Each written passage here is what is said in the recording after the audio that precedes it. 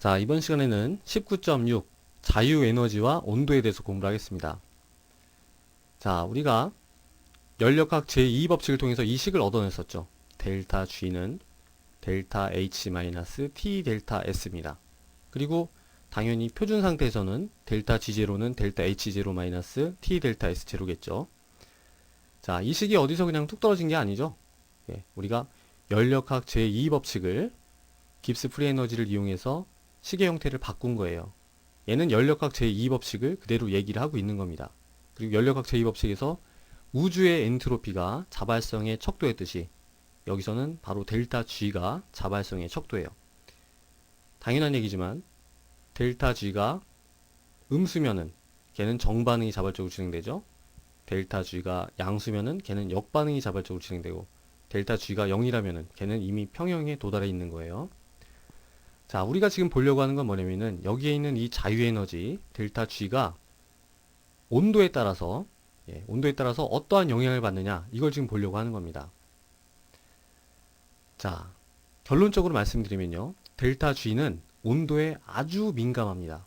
온도에 아주 큰 영향을 받아요. 반면에 델타 H나 델타 S 같은 애들은 온도에 따라서 거의 변하지가 않습니다. 물론 이제 약간은 변하지만 거의 변하지 않기 때문에 여러 가지 상황에서는 그냥 변하지 않는 상수로 거의 취급을 해요.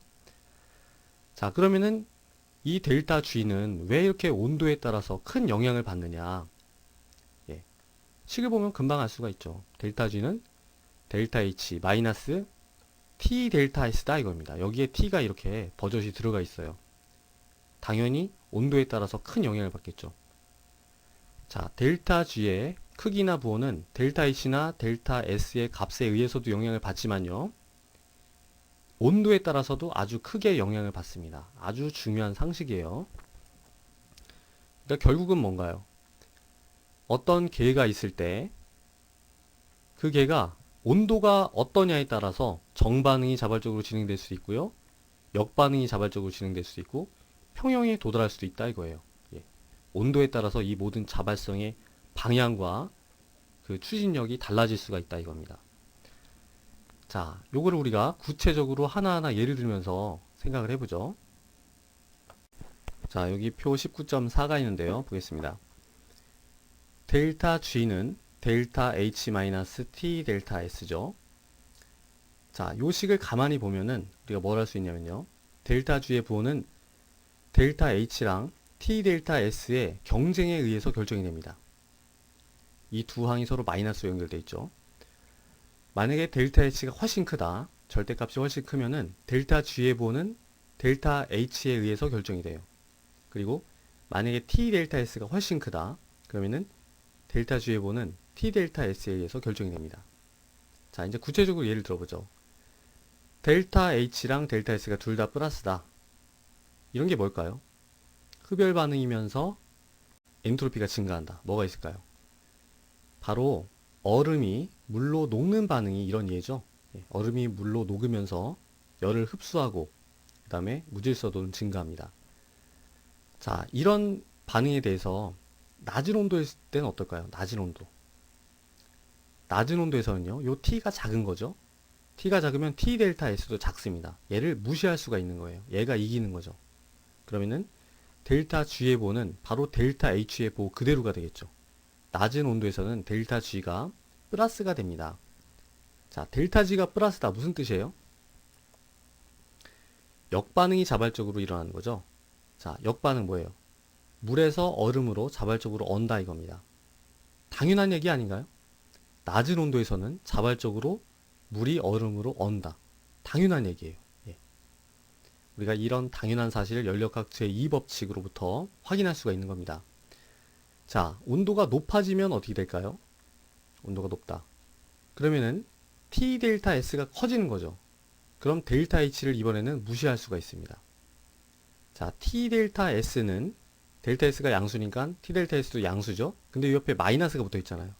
그러면은 온도가 높을 때는 델타 G의 보는 마이너스가 됩니다. 자, 델타 G가 마이너스다. 무슨 뜻이에요? 정반응이 자발적으로 진행되는 거죠.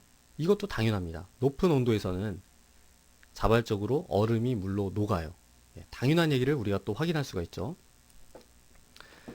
자, 그러면은 낮은 온도에서는 델타 G가 플러스고요. 높은 온도에서 델타 G가 마이너스라면 중간 어떤 온도에서는 분명히 델타 G가 0이 되는 어떤 온도가 있겠죠. 그죠?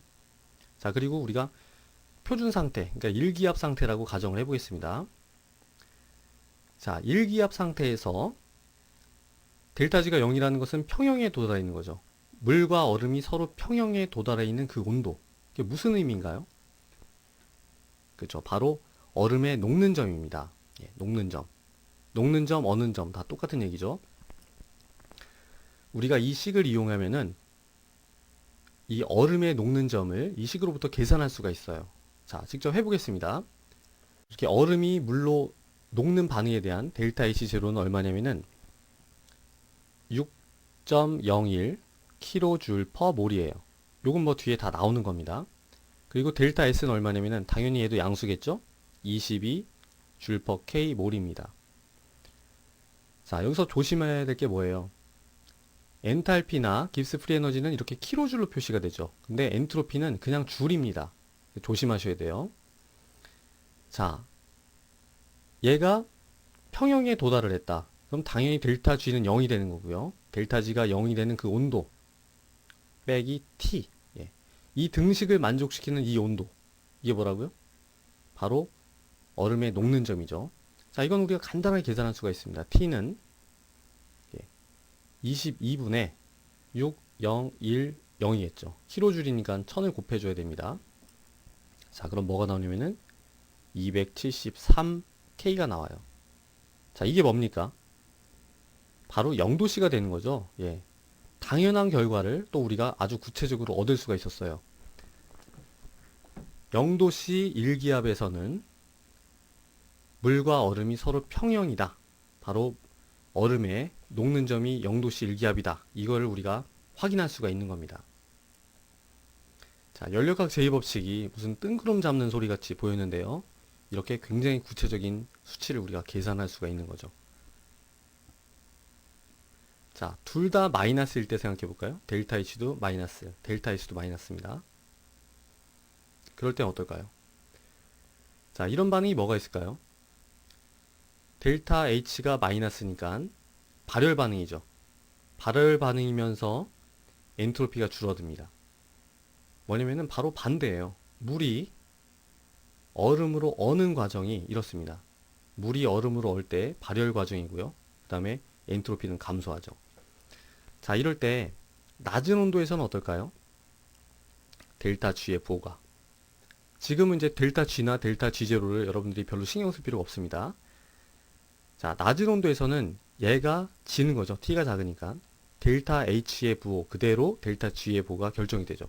델타 H가 마이너스니까 낮은 온도에서는 델타 G가 마이너스입니다. 자, 자발적으로 정반응이 진행되는 거죠. 낮은 온도에서는 자발적으로 얼어요. 당연한 얘기죠. 자, 높은 온도에서는 어떨까요? 높은 온도. 높은 온도에서는요. T 델타 S가 이기는 거죠. 델타 H가 집니다. 근데 T가 양수고 델타 S가 마이너스인데 이 앞에 또 마이너스가 붙어 있잖아요. 델타 G는 플러스가 됩니다. 높은 온도에서는 역반응이 자발적으로 진행되는 거죠. 높은 온도에서는 얼음이 자발적으로 물로 녹습니다. 당연한 얘기죠. 이 경우에도 마찬가지입니다. 이번에도 이 델타 G가 0이 되게 하는 그런 온도를 계산하면요. 역시 똑같이 273K가 얻어집니다. 얘가 그럼 플러스고 얘가 마이너스일 때 생각해 볼까요? 델타 H가 플러스고요. 델타 S가 마이너스예요. 자, 식을 보면요. 지금 마이너스 T 델타 S인데 앞에 마이너스가 붙어 있고 델타 S도 또 음수잖아요. 그러면은 이런 경우에는요. 어떤 온도든지 델타 G가 항상 플러스가 될 수밖에 없습니다. 얘도 플러스고 얘도 플러스니까. 그죠? 무슨 뜻이에요? 이렇게 델타 H도 플러스고 델타 S도 마이너스일 때는 이 반응은요. 어떠한 온도에서도 정반응은 자발적으로 일어나지 않는다는 뜻이에요. 반대로 말하면 모든 온도에서 그 역반응이 자발적으로 일어납니다. 그죠? 자, 그 역반응. 정반응과 당연히 반대겠죠. 델타 H가 마이너스고 델타 S가 플러스입니다. 요 반응의 역반응은 당연히 이런 관계를 갖겠죠. 이때는 생각해 보세요. 델타 H가 마이너스고요. 델타 S가 플러스면은 온도가 뭐냐에 따라서 상관없이 항상 델타 G는 마이너스가 되죠. 어떤 온도에서도 항상 델타 G는 마이너스입니다. 무슨 뜻이에요? 그죠? 이렇게 델타 H랑 델타 S4가 마이너스 플러스 때는 모든 온도에서 자발적으로 정반응이 일어난다 이겁니다. 자, 그래서 지금까지 뭘 봤습니까? 구체적으로 델타 H나 델타 S의 부호별로 온도에 따라서 델타 G의 부호가 어떻게 결정되는지 그걸 봤었죠.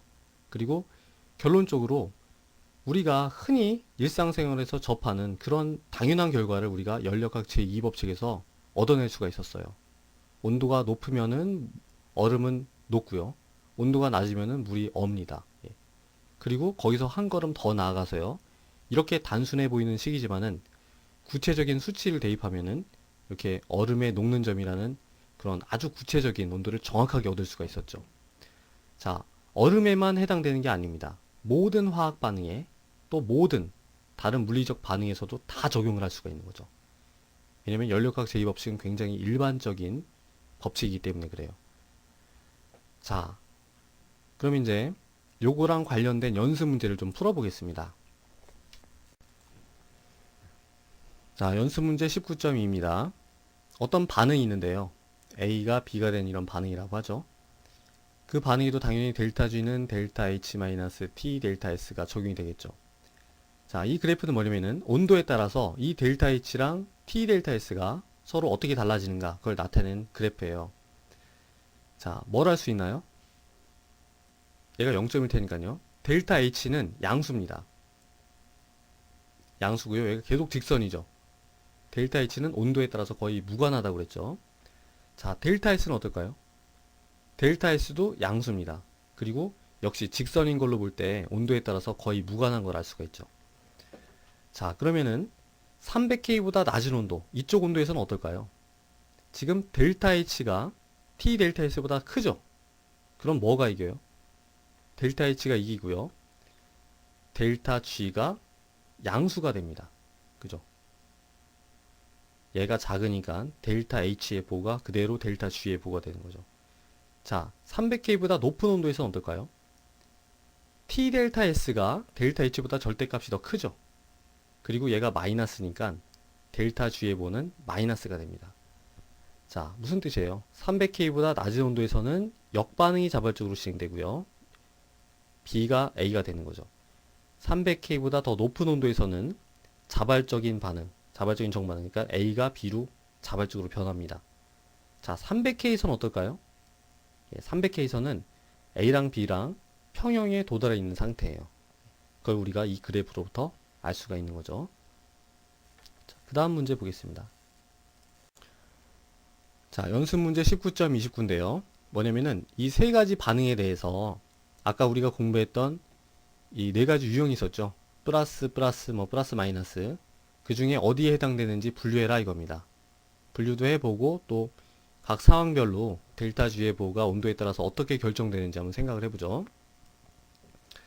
자, 당연히 델타 G는 델타 H-T 델타 S예요. 첫 번째 볼까요? 델타 H도 마이너스, 델타 S도 마이너스입니다. 자, 얘도 마이너스면 어때요? 온도가 높을 때는 이 뒤에 게 이기는 거죠. 플러스가 됩니다. 온도가 높을 때 델타 G가 플러스라는 것은 정반응이 비자발적인 거죠. 역반응이 자발적으로 일어납니다. 반대로 온도가 낮을 때는 델타 H의 이 마이너스 보가 바로 델타 G의 보가 되고요. 정반응이 자발적으로 일어나요. 자, 두 번째 어떨까요? 이제 A는 여기에 해당되고요.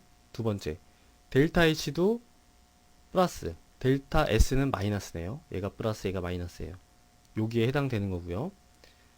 얘는 온도가 어떻든지 간에 항상 델타 G는 플러스가 될 수밖에 없죠. 델타 H도 플러스, 델타 S가 마이너스인데 여기 마이너스니까 플러스입니다. 항상 모든 온도에서 델타 G는 플러스고 모든 온도에서 정반응은 비자발적이에요. 반대로 얘기하면 모든 온도에서 역반응이 자발적입니다. 자, 세 번째 보죠. 세 번째는 델타 H 플러스, 델타 S도 플러스네요.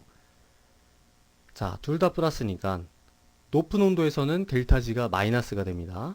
높은 온도에서는 정반응이 자발적으로 일어나고, 낮은 온도에서는 델타 G가 플러스니까 역반응이 자발적으로 일어나네요. 예, 요게 C에 해당이 되겠네요. 자, 이거는 외우는 게 아니죠. 여러분들이 아주 금방 정확하게 생각을 할 수 있어야 됩니다. 자, 그래서 지금까지 우리가 뭘 공부했나요? 깁스 자유에너지 델타 G가 온도에 따라서 어떻게 영향을 받는가 그걸 봤죠. 자, 이 다음 내용은 뭐냐면은 일반화학에서 가장 클라이막스에 해당되는 내용이에요. 이 화학 연력학의 가장 마지막 내용이죠.